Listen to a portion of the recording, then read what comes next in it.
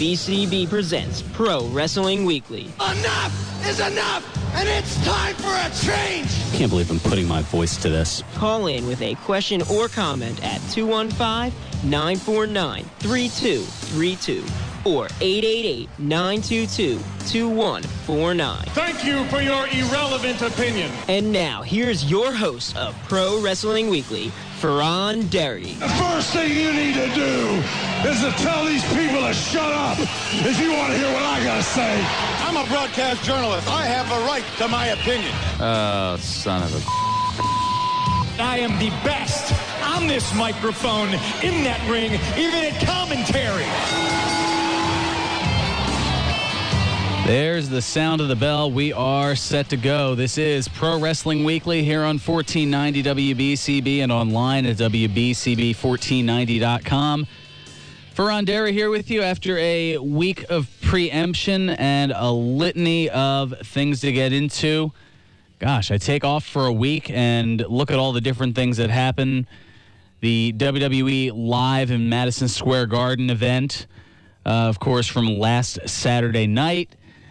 And, of course, the NXT TakeOver, easy for me to say. I've been pulling a little overtime here at the station, and it's definitely starting to show. This should be an interesting program, to say the least. Worst-case scenario, by about 12:40, Ted Efall will be taking over. Maybe. I don't know. We'll see how that goes. Also, the TNA Bound for Glory pay-per-view was this past Sunday to the audience of maybe about a couple thousand. I don't know. Not really sure. A litany of news to get into, and something that I left out of today in wrestling history that I kind of want to talk about a little bit and play a clip from. On this date in 1999. Yeah, I know this is separate from the Today in Wrestling History, but it's kind of a spotlight thing because it's very memorable in my and a lot of other people's minds. Going back 16 years ago, you remember the Heroes of Wrestling pay-per-view? That's right. It occurred on this date 16 years ago, and probably the most famous or infamous thing that came from it. And I'll give you a little bit more background as the hour goes on. And if you were one of those poor 50,000 or so like me who had watched the event live, I'd love to hear your feedback either on the Facebook fan page, WBCB Pro Wrestling Weekly, or on the telephone, 215-949-3232, or toll free at 888-922-2149. Some of your thoughts as that event went down. It was, as you know, the world of professional wrestling was at pretty close to its mainstream peak at that point, or one of its peaks during the Attitude Era at that point in 1999, and a company decided to put together some of the stars of yesteryear to put on a wrestling card, and make a little bit of money off of it, and it wouldn't be that. It'd make a little bit of money. You'd be able to do a little bit more with it. It was held at the Casino Magic in St. Louis, Mississippi, or Bay St. Louis, Mississippi. The Casino Magic Hotel and Casino. 2,300 in attendance, and they were hoping to. All they had to do was break even by getting 40,000 pay-per-view buys for it. And they didn't even get that. They only got 29,000, and I was one of those 29,000 people. But the show itself, from top to bottom, came across as lackluster, and the most notable, as I said, or most infamous bit, I guess you could say, from it, or performance. I don't know. There's not. I'm trying to think of what the best way is to describe it. There was a double main event that was supposed to go on. Jake the Snake Roberts taking on Jim the Anvil Neidhart, and then in a battle of the heavyweights, King Kong Bundy taking on Yokozuna. And Jake Roberts had cut a promo, which I'll play for you a little bit later, that was supposed to taunt Neidhart, and he had shown up in less than the best of conditions. So we'll get into that. And then things got even worse as the match that was supposed to occur went on. And the promoters kind of on the fly changed it from a singles match to a tag match and made it, basically made it Jim Neidhart and King Kong Bundy against Jake the Snake Roberts and Yokozuna. I don't even know where to begin with this. The commentators for it, Gordon Soley was supposed to be the show's commentator, but his health wasn't going well. So they didn't announce any changes before the show. Sully was never mentioned at the broadcast, and his replacement, Randy Rosenblum, didn't come across like he knew a whole lot about the product. To give you an idea, and granted, I know in today's day in wrestling, the knowledge of holds and maneuvers and moves and whatnot has been de-emphasized. But a standard move such as a drop kick being called at one point during the pay-per-view a flying leg kick, and later in another match a leg drop, kind of gives you an idea of how against the grain, I guess, I guess just the reserved amount of knowledge that had occurred in that particular instance by whoever was brought in at the last minute. So you had that going on. You had different wrestlers who had been beyond their prime. We'll put it that way. I mean, I'll run down the card here just to give you an idea. You had the Samoan SWAT team of Samu and the Samoan Savage. He was previously known as the Tonga Kid in the World Wrestling Federation. They took on and defeated Marty Jannetty and Tommy Rogers. So a rocker and I believe one of the Fantastics, if my memory serves me right, although I'm sure if it doesn't, somebody's going to certainly correct me on that. That was the opening match, and I was going to say, I could go pull up the star ratings on it, but I think only 2 of the matches didn't have negative stars. That's how bad. Not that I'm one of those people, like the IWC guys. Let's get a negative 5-star. Well, actually, there was a negative 5-star match in the pay-per-view, to give you an idea. Greg the Hammer Valentine defeated George the Animal Steele. I mean, George Steele hadn't really wrestled on major pay-per-view TV in, by that point, about 12 years. Greg the Hammer Valentine, the last you saw him was maybe an appearance at a Royal Rumble 5 years earlier. Probably the match of the night, and I use that term loosely, was Too Cold Scorpio defeating Julio Fantastico at the Heroes of Wrestling pay-per-view from this date 16 years ago. Arguably the worst match of the night, at least by those who rated it, was the Bushwhackers, Luke and Butch, defeating the Iron Sheik and Nikolai Volkov. I believe Volkov is still wrestling at this point, but even then, it was not positively received, to say the least. Tully Blanchard had defeated Stan Lane, which the last time I'd seen Stan Lane, he was a backstage interviewer for the World Wrestling Federation in the mid-'90s. And I remember little 11, 12, 13-year-old me going, he looks a lot like Lex Luger. I couldn't tell the two of them apart with their mullets at the time. Abdullah the Butcher fighting one-man gang to a double count-out. And then you had, I guess, your semi-main event, Jimmy Superfly Snuka, a name that has lost a lot of regard over the course of the last couple of months based on the stories and whatnot that we've talked about here on the program. I won't get back into that again. Defeating Bob Orton Jr. Yes, Randy Orton's dad was on this pay-per-view. Meanwhile, at this point, I think Randy Orton would have been 19, so he was still a couple of years away from his entrance into WWE. And then the double main event that got shoehorned into a single main event, Jim Neidhart and King Kong Bundy defeating Jake the Snake Roberts and Yokozuna. Now, the condition of Jake at that point, thankfully he has improved considerably. A lot of that thanks to Diamond Dallas Page, but I'll go ahead and bring this up now. This was a promo that Jake Roberts had cut during the pay-per-view where you could tell that he might have taken advantage of some of the gratuitous libations provided by the casino down in Mississippi. Ladies and gentlemen, back here I have a man of legendary proportions, the man Jake the Snake Roberts. He is a man that you all recognize. He's a legend. Come on, Jake, get on in here. The folks want to hear from you. You're a casino. Everybody says, well, gosh, a casino, you should gamble. Let me tell you something, Ramble. You don't want to play cards with me because I'll cheat. Okay? I cheat.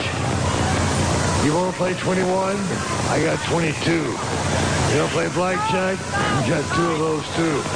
You don't play ace and an ace? Maybe I got too many of those too. Come on, ladies. do not gamble with me. The only thing you should gamble is this. Listen to me. When you walk in a casino and you want to gamble, the main thing is you should realize this. To gamble, you must accept losing. I don't accept losing. And neither is Damien. Damien, my friend. My friend Damien is right here. Damien? Yeah, he just stuck his head out at Nice it. pile of snake, huh? Oh. You don't want to see this, do you? Well, I Let me know. show you something. Yeah, that's Let me okay, show you Jake. No, I tell you what, Anvil. Go ahead, Anvil. Roll the dice. Mr. Cameraman, get your ass back up here. Hello? I'm talking to you. Get the camera back up here. That is not what you need to worry about, Anvil. The bottom line is this. When the DDT comes, then the snake comes out. Worry about the DDT. DDT. DDT. DDT. DDT. DDT. DDT. DDT. Take a lot. A man of his word, Jake the Snake Roberts. Back to ringside. And the few coherent words that they were, unfortunately, it's amazing how things kind of sit in the context of time. As if all that wasn't bad enough, when he came down to the ring for his match, he had brought Damien to the ring with him, that giant python snake of his. And then he put it down in the ring and then went back up the ramp, went back down the ramp around the ringside area to greet with fans, including being extremely interactive with one female fan. We'll just leave it at that to keep it safe for radio. And then later during the match that was attempting to happen, Roberts pulled the snake out of the bag, stuck it between his legs, and gestured with it in a very suggestive manner. Well, Ted Efaw is shaking his head outside the studio here, going, "How?" He's smacking his head, going, "How are you going to verbally tiptoe around this one?" Because he knows exactly where this is going, and he hasn't even seen this particular event yet. He can see the direction in which this is going, and it's certainly not a pretty one. So at least I don't think I'll be in trouble. I don't know. I've somehow managed to avoid it. More lives than a herd of cats, I guess, when it comes to these sort of things. But yes, very suggestive actions with the snake. At that point, they just panned to wide shots of the crowd just because they didn't want to show what was going on. And then he collapsed in the middle of the ring with the snake draped around draped over his body. And that was when the producers kind of made a call on the fly to have Yokozuna and King Kong Bundy make their way down. And by that point, Bundy you hadn't really seen since at least on TV, since his run with the World Wrestling Federation ended in '95. And Yokozuna, by that point, his weight management issues were bordering on insurmountable. And that's probably why, 6 months after this Heroes of Wrestling pay-per-view, or no, a year after. That's right. I'm getting I knew it was in 2000. For some reason, I thought it was earlier in 2000. But roughly a year later, Yokozuna would no longer be with us. I mean, to just kind of give you an idea of what all was going on at the time. So any memories that you have, I know I just kind of threw a lot out there at you, but we can certainly get to those on the other side, as well as a lot of other things. We'll kick around the table some interesting tidbits of news and whatnot to get into, and I'll get more into those on the other side, including CM Punk's first UFC fight. Unfortunately, well, that's being delayed, much to the dismay of Lucas, who is not here with us, to say the least. That is not fair. Well, yeah, injuries, they tend to happen, and we'll get more into that a little bit later in the program. Also, Austin shooting down rumors once again about facing Lesnar at WrestleMania 32. I've got a SummerSlam update for you. Looks like the more things change, the more they stay the same, or do they? A wellness policy suspension from WWE. We haven't heard one of those in a while. I'll tell you who while he hasn't been wished the best in his future endeavors, who won't be on TV for a little bit for the better part of 30 days. I'll get into that. A former WWE champion tying the knot again. We'll get into that. A couple of NXT cuts and a relinquished heavyweight title thanks to the mess that is Impact Wrestling. All that's coming up. But first, I got to tell you right now, George's Cards and Collectibles is your place for sports and wrestling memorabilia as well as legendary sports figure appearances, including right now. I kid you not, right now, if you head on over to George's in the Chamonix Mall, the Warlord and the Barbarian, that's right, the tag team, the Powers of Pain, they're at George's in the Chamonix Mall now until 2 o'clock this afternoon. As if that wasn't enough, 1 week from today, that's right, October 17th, former WWE star, the Native American Tatanka, will appear from 11 until 1 o'clock. So get there early, get a photo with him, get his autograph, and then on the way home, turn the dial to 1490 AM starting at 12 o'clock, and you get to hear yours truly. And I believe Lucas will be back in the house at that point. That's right. How about that? I'm a celebrity now. That's right. I said it. I'm a celebrity. Okay, maybe not. Yeah, I'm still picking on him. It's what I do. Also, if hockey's more your style, well, then why are you listening to this show? Well, no, you can be a fan of both, I suppose.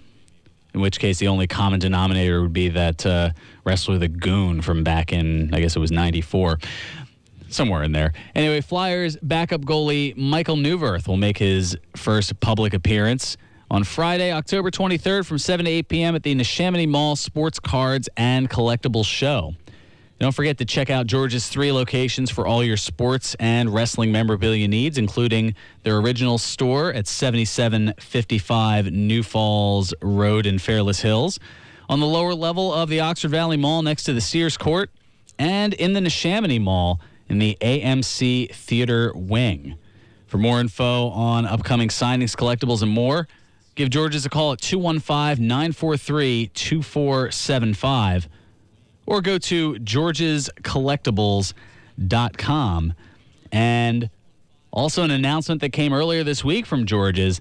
They're going to be opening a holiday store on November 1st in the Willow Grove Park Mall. So those of you in Central Bucks County don't have to travel necessarily as far. They're going to be on the 3rd level between the Sears and the food court. That's going to be starting November 1st. So make sure to check that out for all of your holiday sports, cards, collectibles, and memorabilia needs. So how about that?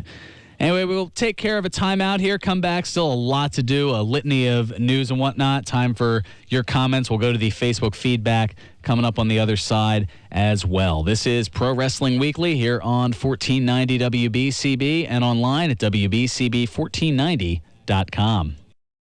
I know, but it's now available on the network for just $3.99. How much? No, that'll put Vince in the poorhouse. His wife will never make Senate this time. And now, more Pro Wrestling Weekly with your host, Fearon Derry. Oh, just like the other 2 times? The 3rd time's a charm. You shut up. Oh, Vinnie Mac. Gosh, that was about a year ago that we pulled that up. Welcome back to Pro Wrestling Weekly here on 1490 WBCB and online at WBCB1490.com. Fearon Derry here with you.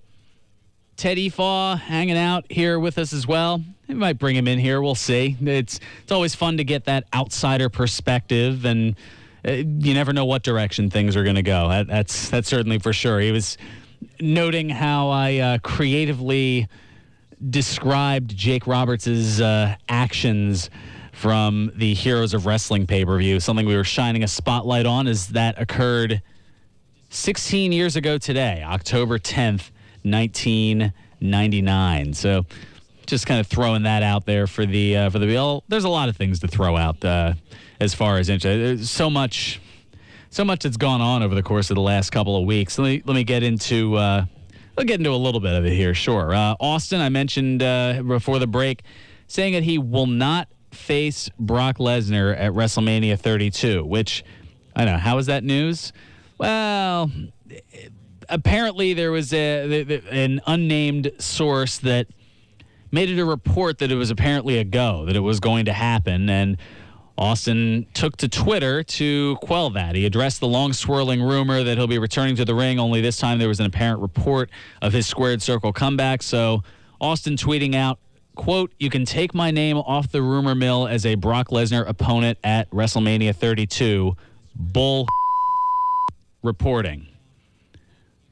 There we go. That's the best way I can censor that. Thankfully, I've got the bleep up there. So, yeah. For BS reporting, it's not coming from me, that's for sure. Speculation, maybe. Hope, sometimes.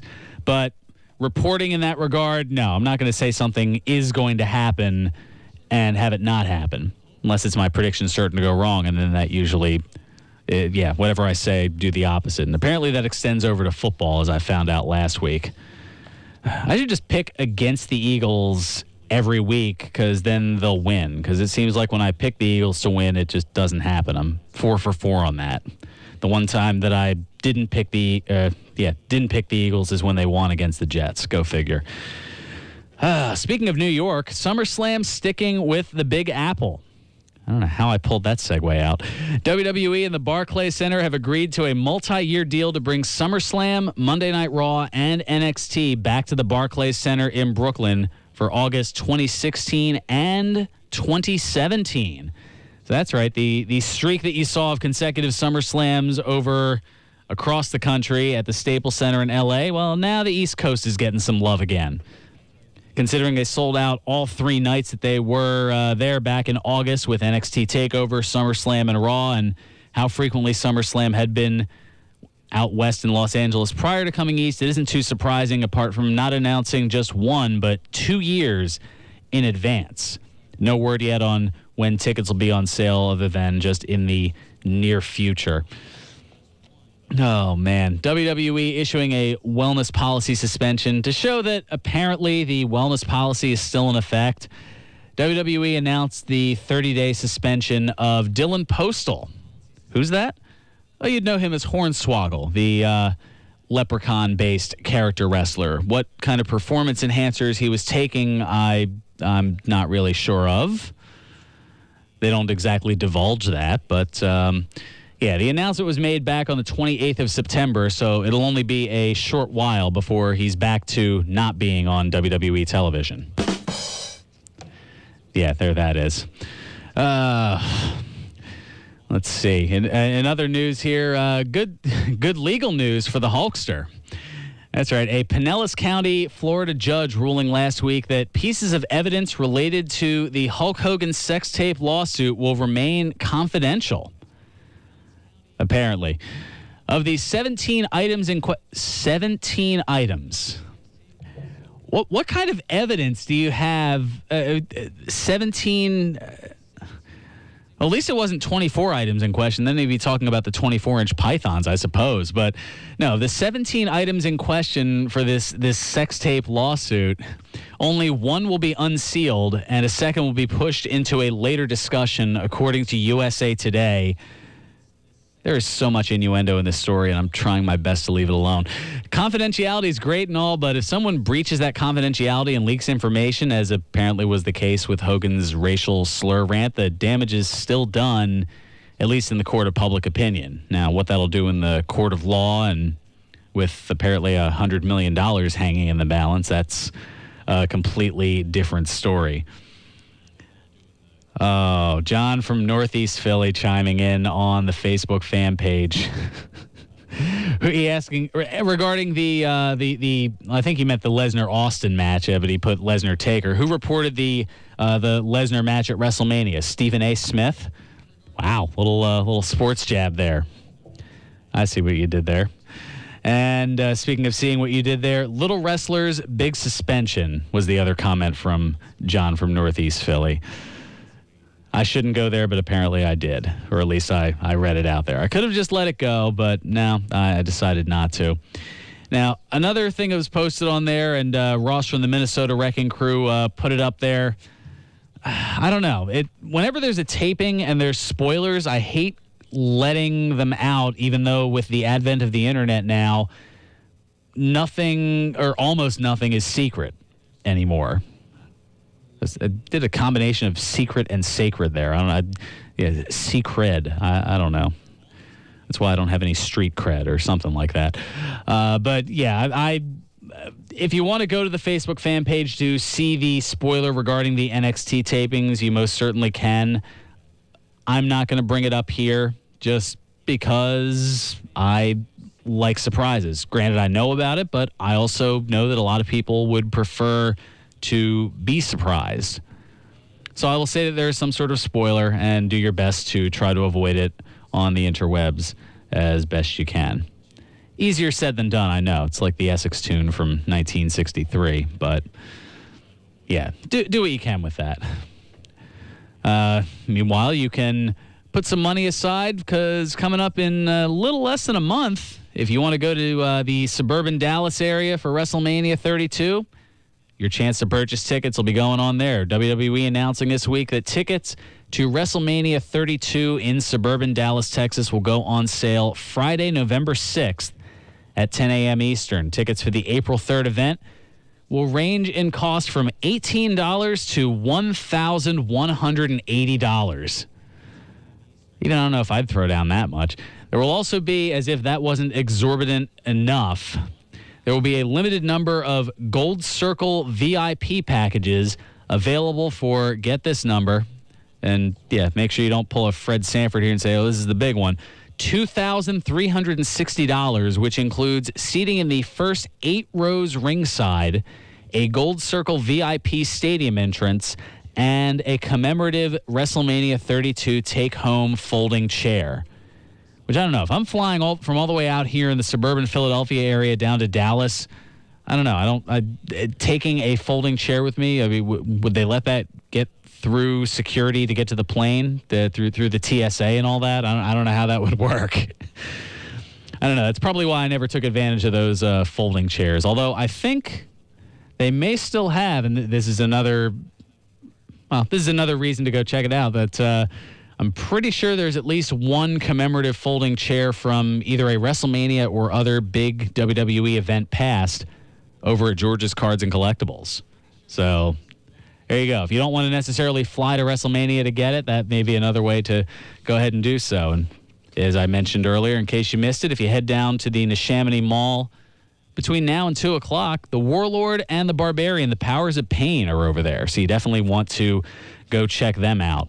They're super cool guys. I actually think I have a picture getting choked by the Warlord at, I've been to so many different things now, and definitely no spring chicken anymore, so the events are starting to mesh in my head. I know it was at the 2300 Arena down in South Philadelphia, the old ECW arena, where they had wrestled. Was it the Wrestling with Disaster card, or maybe it was it might have been either that or one of the House of Hardcores that Tommy Dreamer's been running, the HOH cards. But either way, they were both there. They were super cool, and they're great to have a chat with, spend a few minutes with. The Warlord is extremely nice.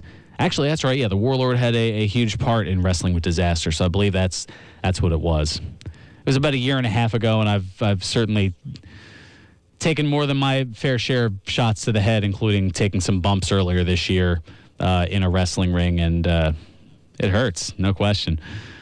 Oh, John, wow. John from Northeast Philly just rapid firing on the Facebook fan page, and that's the thing with live radio, is you just have instant read and react. Regarding the Hulk Hogan story of the 17 items in question as far as evidence, John saying one item to be released and the other 16 in the Hogan tape that will be released are the menu items from Pastamania. Yeah, for those, I know that's kind of an inside reference for those who don't know. That was one of a couple failed business ventures for Hulk Hogan right around the time that he came into WCW in '94 and early '95. In the Mall of America, there was a restaurant called Hulk Hogan's Pastamania. Needless to say, it didn't do so well, but the image of Hogan holding a spoonful of spaghetti with the rather notable grin, and at that point, very, very lean in his career following the steroid scandal and trial over Vince McMahon. It's as both entertaining as it is iconic. That's probably the best way to describe that. So I'm sure if you just look up Hulk Hogan Pastamania on your nearest web browser search or phone browser search, because you can do that even easier now than going to a computer anymore. We have computers on our phones now. Yeah, they are brilliant things, without question. All right. I guess I should get into... I know I haven't talked a lot of Impact Wrestling, and since this past week was their big event of the year, I should get into it a little bit, you would think, right? The big news coming out of it, the triple threat match, EC3 losing the TNA World Heavyweight Championship to Matt Hardy, getting a chance to run with the ball. Or so we thought, because, the 2 days after winning it, he announced that he is forfeiting the TNA World Heavyweight Championship following the legal injunction filed by Ethan Carter III. Yes, Impact Wrestling is going with a litigious storyline because in the match, Drew Galloway was pinned, so Carter lost the title without losing the match. So rather than just give the title back to him, TNA issued a statement Wednesday that there will be a world title series. I wonder who thought of that name, considering that we're in October and there's some other rather notable sports world series that goes on in October. Oh, I don't know. But oddly enough, it's not being contested in a World Series-like format. No. They're going to a different world-style format for this.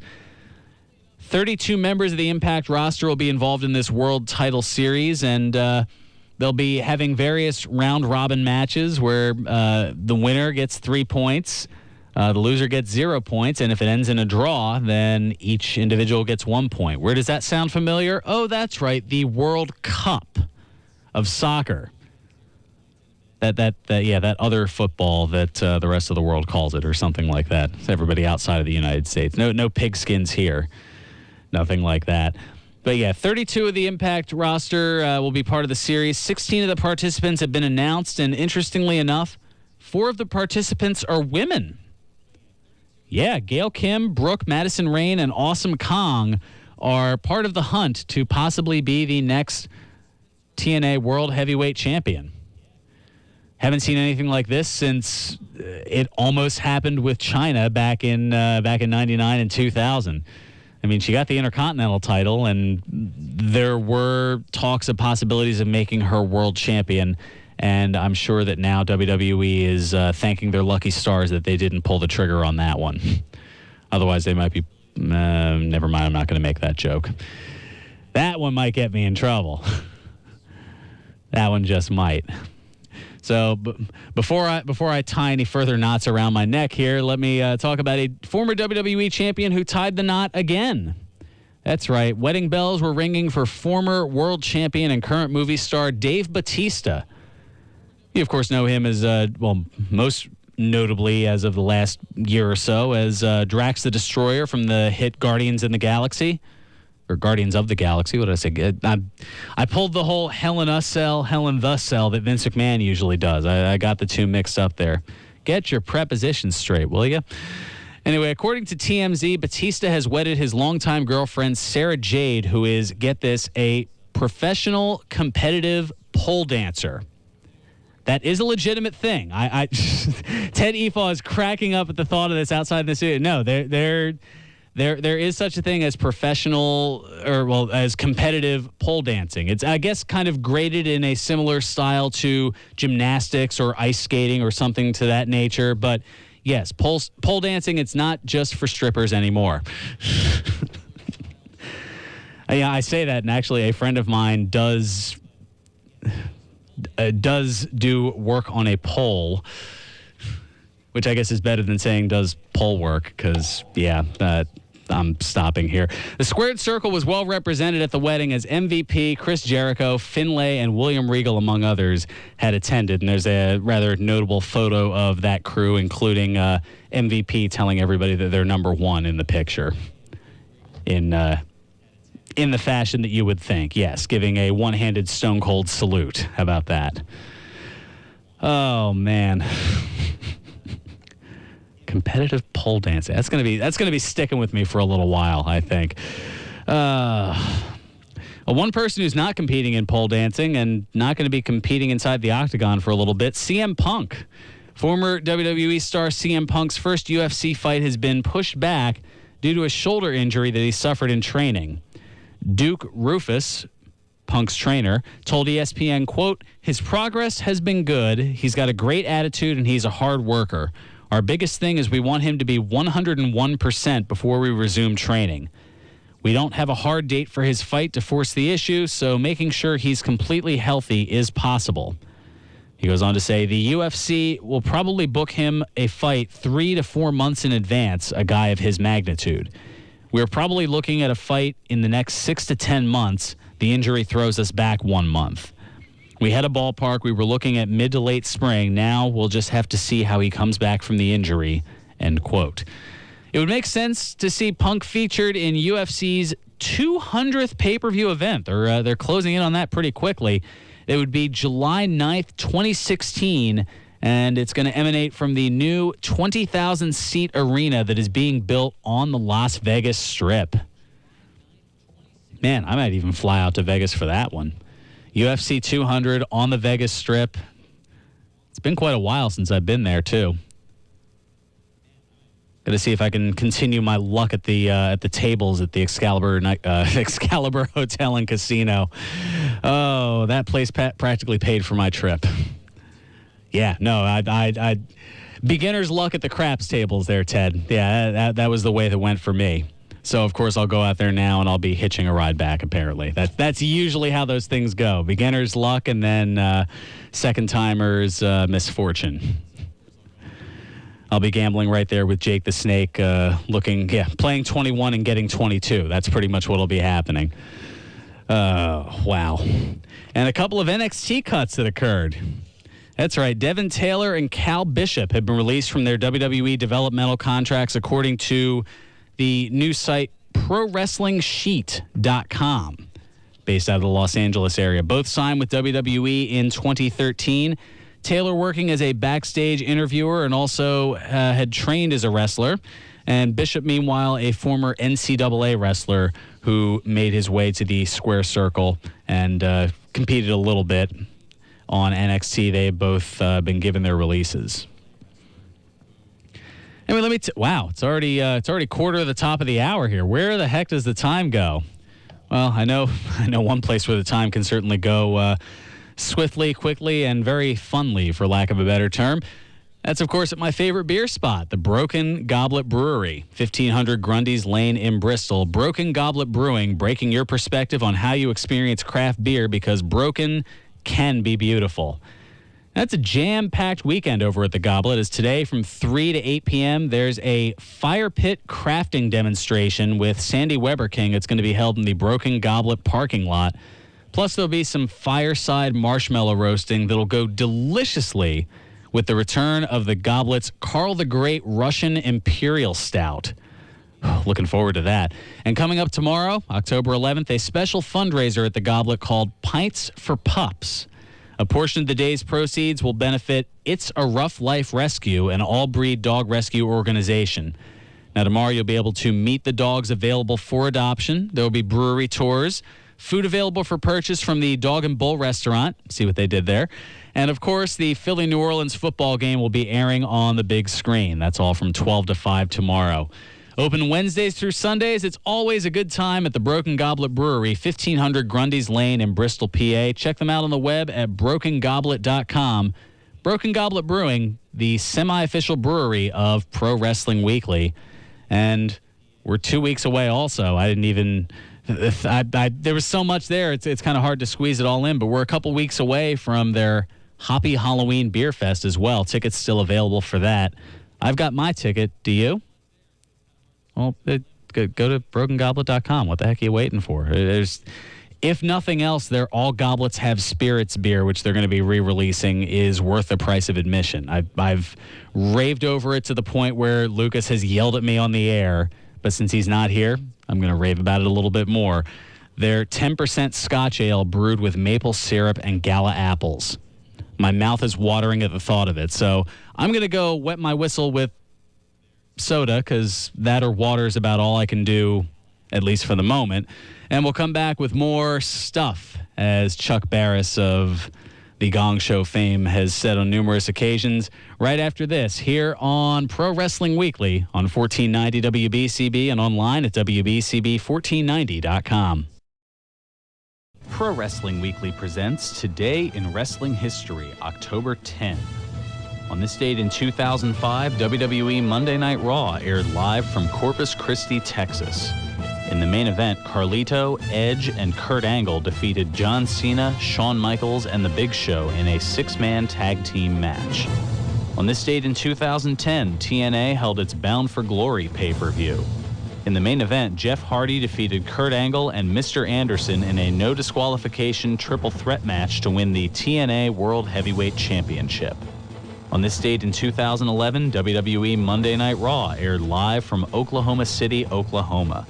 In the main event, Alberto Del Rio and CM Punk defeated R-Truth and The Miz by disqualification in a tag team match. This has been Today in Wrestling History, October 10.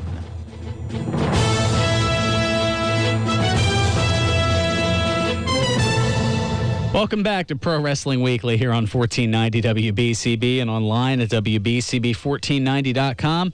Fearon Derry here with you, alongside Ted Efaw, joining us here in studio, having a laugh at basically me making an ass out of myself. That's pretty much what I do. That is not true. You creatively moved your way around the microphone there. That's fascinating to listen to. Yeah, more jukes and moves than Eagles fans wish that LaShawn McCoy had here for them at this point. That's right. Folks, he really does have a way with words to dance around things here, which is... Well, because if I didn't... It's a talent to do that. It is. It's interesting, to say the least. I know that a lot of the shows here at WBCB aren't nearly as controversial as mine. Not that I necessarily get super duper controversial, but there's a broadcast line in radio, and I tend to tiptoe up to that line on occasion, and I tend to flex my Mahonies a little bit. He does get close. Yes, I do. It's a good thing you're not at your brewery, or you might slip over, tip over the line there. So, lose your balance a bit. Well, it depends on how many of those all goblets have spirits. That's right. That's right. Or, heaven forbid, if they roll out something even stronger than... Well, actually, I think the strongest beer that they've rolled out is an 11.1% ABV. Wow. But usually, a lot of what they have is in the 5 to 6% range. So it's maybe a little bit stronger than your standard 3. Well, your warning shot was at the beginning of the show when you heard what happens when someone does cross that line. Yes, this is accurate. But fortunately for Jake Roberts, he has done a lot of things to get his health and overall well-being in a much better state. He's been clean and sober for a few years now, thanks to a wrestling friend of his, Diamond Dallas Page, who...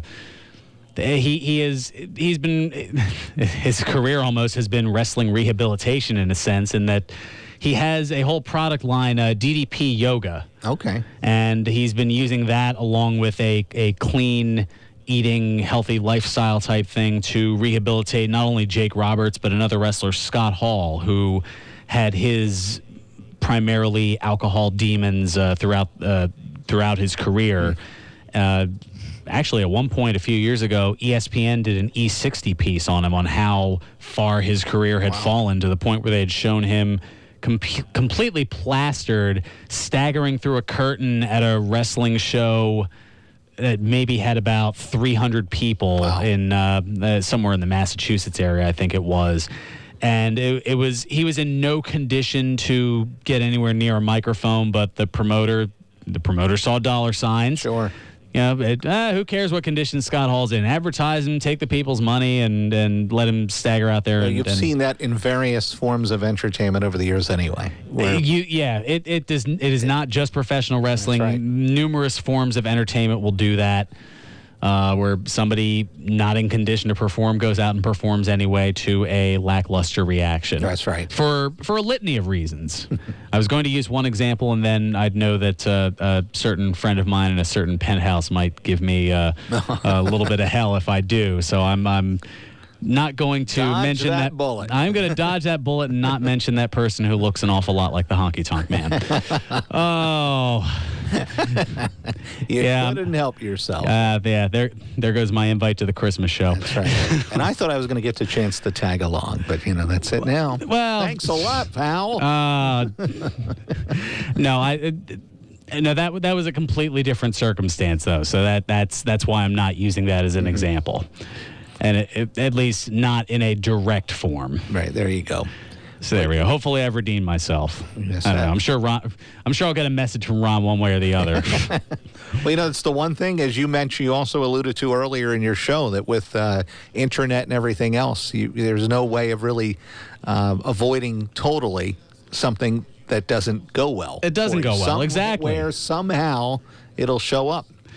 Yeah, Which is much better in the older days, where you can kind of, I guess, for lack of a better term, the PR people can cover it up or clean the thing up. You can't really do that anymore. Yeah, no. With cameras everywhere, smartphone cameras everywhere. There's no such thing as a private moment anymore. I mean, look at Justin Bieber. Oh, okay, ladies, look at Justin Bieber. That's right. Yeah, but I mean, it's true, though. I mean, in everything, even when you were, referring a little earlier back to Hulk Hogan, and that somebody leaked that out. That a tape in a moment of intimacy. Like you would think that the ultimate of private moments, right, that's just out there for people to see now, and that's why he's suing Gawker Media for $100 million. We'll see whether because look what it's done to his reputation. Yeah, sure. I mean, how much of that? Granted, if we knew nothing about that incident wouldn't have occurred. His thoughts and expressions regarding the individual to whom his daughter was dating at the time, that wouldn't have been let out there, and we wouldn't have known. We wouldn't have known that Hulk Hogan was dropping M-bombs. That's right. That's true. That's true. But, I mean, it took 30 years in the case, as I mentioned from a few years ago, 31 years to deal with this case with Jimmy Superfly Snuka and the possible murder charges. Yeah. I mean, just technology being what it is today, it allows good and bad so many different opportunities. Right. I mean, look at the streaming capabilities of the WWE network. I mean, that's not something that would have been thought of 10 years ago, let alone 20 or 30 years ago. 30 years ago, you had to go down to the local store and pick up your pay-per-view 2 months after the fact on Coliseum Home Video. Right. Oh, boy. You're going back. That's right, though. Oh, yeah. Can't tell you how many times I've used my West Coast video card for that back in the day. Yes, I'm showing my age. I was just going to say, you said West Coast, too. Video. Yeah, well, that was the one closest to my house. Yeah, it was a couple of blocks away from the house. That was all I knew. I didn't know what Blockbuster was when I was a kid. I know. That's pretty amazing. When I've driven by places where there were Blockbusters, and I can remember this lot being packed with people for whatever they were trying to get, and these things are all gone already. I mean, VCRs, we go through the whole change of media and everything else that is obsolete now. Well, but in a way, I've kind of noticed this the last couple of times I've been there. You're seeing that with major electronic stores like a Radio Shack, a Best Buy specifically. You look at Best Buy, half their store was CDs and DVDs, and now it's compressed to maybe about a 30-foot section. That's true. Yeah. That's another thing. So there's all this open space now because items that used to have tangible physicality to them are now digital. Yeah, they're things that you can download. I remember I'd go up there to get same thing, a DVD, and now I'm looking at the WWE selection, and it's maybe about 3 DVDs wide, the 4 rows high, and you're going, these are my options? That's it? Yeah, that's right. Well, even just in our industry in general, I can remember going to one of those places where you could buy cassettes. Now, I'm dating myself now. You could get trust me, I'm familiar with cassettes. But, you could. I used to do a talk show, and it was an hour long, like yours is, and I could tape one whole show on one side and on the other, and Honestly, I don't know where. I don't even think cassettes exist anymore. Do they? I mean, are there any places that sell cassettes? Probably Radio Shack. You would think Really? I would know this. I mean, pretty early on in our show's tenure, although as I look over here at our console, it shows you how much I've paid attention, that we, for a long while, did have a cassette player I do remember that, in between our two phone things here. I know I'm breaking the fourth wall. I do that all the time. And as I look up here, it shows how not observant I am. That cassette player is gone from our console here inside the BCB studios. Yeah. And I mean, I remember as recently as even 4 years ago, Wild Bill Melody, when he was with us still. Unfortunately, he isn't. Gosh, it's been 3 years since he passed. I know. Yeah. But he, as a courtesy to me, and I always appreciated it, probably the first 7,500 episodes or so, he would have a cassette backup. Right. And it's a shame I didn't keep that practice going, because there's probably about a year's worth of shows that I lost because I saved them on our hard drive, and the BCB production hard drive crashed. Wow. And the files were unrecoverable. And I'm still kicking myself over it. No, I mean, I used to do that too, use a cassette to back things up. But your show's out of time. But we'll pick up this trip down memory lane. Yeah, I know. Well, I know. There's so much to, so many different places to go with a lot of different things. And fortunately, I only have one of these, so I'll get it out real quick. Of course, the Birthday! Yes. On this date in 1946, Martin Austin Ruane was born. The British wrestler known as Giant Haystacks and briefly seen in WCW as Loch Ness passed away in 1998 at the age of 52. Yeah, cancer sucks. That's right. Yeah, as if there was any doubt. Yeah. Yeah, you wrapped it up on a upbeat note right there. Oh, I know. And on that note, stay tuned for country music with Ted Efaw here on. We'll bring you down some more, drinking. I don't know about that. Where's the downside to these things? There you go. Oh, goodness. All right. I'll be back next week, I think. We'll see. Here on WBCB. 1 o'clock in all's well. Serving you better than ever before. This is 1490 WBCB.